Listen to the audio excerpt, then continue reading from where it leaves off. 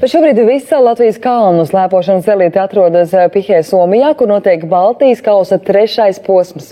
Kaspars Dvīnskis šobrīd arī ir tur un devies ciemos pie Latvijas kalnu slēpošanas sieviešu izlasi uz brokastīm. Labrīt! Labrīt, kolēģi, labrīt, skatītāji! Joprojām esmu aiz polārā loka Somijā, un noteikti daudzi no jums šobrīd vai nu taisa brokastis, vai jau broksto, un arī es došos vienās šādās brokastīs ciemos pie Latvijas kalnu slēpošanas sieviešu izlases. Varam apstīties šādā maiņā dzīvo mūsu meitenes šobrīd. Mēs esam atnākuši pie viņām, viņas mums ir apsolījušas brokastiņas, un mēs pastīsimies, kā mūsu meitenes dzīvo ikdienā un gatavojās sacensībām. Labrīt, mēs jau jūs gaidījām. Labrīt, dosimies iekšā, skatītāji. Meitenes, mums ir ciemiņi. Šādi mēs varam redzēt, šādi izskatās namiņš, kur dzīvo mūsu meitenes. Šeit mēs redzam Lieni ar slēpēm. Labrīt, meitenes, Evelīna, Lelde, Agnese. No ko tad jūs esat sataisījuši sev brokastīs?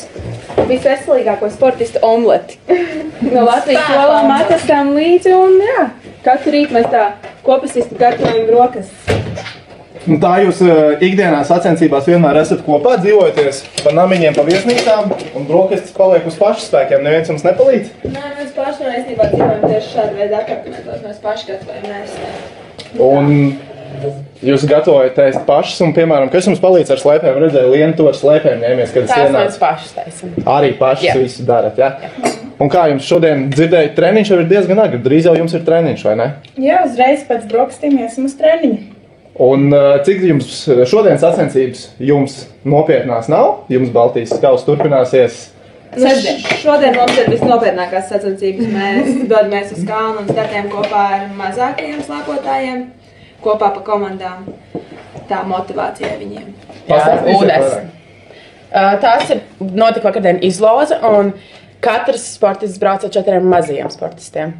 Un tālāk es īstenībā nezinu, kā tā. Mazie sportisti ir U10 un jaunāki. Un viņiem vienkārši ir ļoti liels prieks, ka viņi tā kā ar izlases sportistiem braukt kopā. Un viens brauciens notiek, kad viņi paši nobrauc braucienu vienu, un otrajā braucienā mēs visi braucam kā komanda.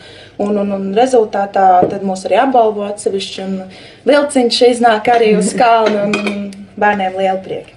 Ir tā atbildības sajūta, ka jūs ar tik maziem bērniem kopā uz kalnu slēpojat un rādat viņiem priekšā, kas jādara, ka jūs esat tas piemērs, uz ko viņi skatās? Protams, viņi jau tikai uz mums visu laiku skatās. Gaida, ka mēs viņus atbalstīsim, nāksim arī uz atbalstošanām, aplaudēsim par viņiem, līdzināsim viņiem trases. Tā pēcpusdiena tāda sanāk forša, tāpēc, ka mēs tā kā par viņiem rūpējamies. Mēs tā kā esam atbildīgai par tiem noteiktiem saviem 4 sportistiem. Vēl sadzīvisks jautājums no meitenes. Kur no jums ir tā, kas vienmēr, kur ir atbildīgā par ēdienu? Kur tad pabarojos? Nu ne jau visus 4 kopā jūs oliņas daudzējāt. Nē, mums bija sadalīta pienākums šorīt. Viena daudzīja olas, viena griez papriku, viena maizītes smērēja. Nu tā mēs sadalām pienākumus. Nav tā, ka viena guļ pārējās. Ļoti bieži arī mēs sadalāmies pa 2, piemēram, kad 2 taisa vienu ēdienu, un tad 2 otru un atsevišķi ķēru. Jā. Lai pietiek vietas visām virtuvē, lai nesākās kašķi. Un kur no jums būtu tā atbildīgākā, kur ir tā, kas var visas savākt? Jūs tomēr diezgan ilgi dzīvojat kopā, sezona ir gara. Kur tad būtu tāds atbildīgākā? Neteiktu, ka katrai ir savs mieklis, kas savalda. Jā, mēs tā.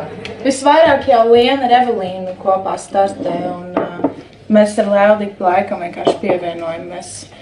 Bet tad no viņām es nezinu, kā viņas sadraudzēs ikdienas dienā.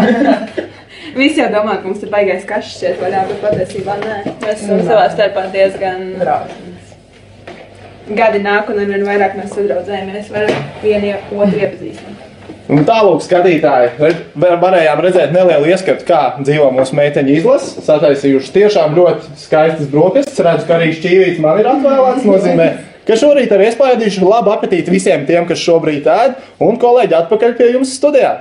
Labs plāns viņam. Paldies, jā, tā jau savādāk bažas, ka Dvīnskis noskrējies pa pasauli un nepaēdīs vismaz mūsu Latvijas sportistes, pabaro sporta žurnālisti, tas priecēs Somijā Pihā.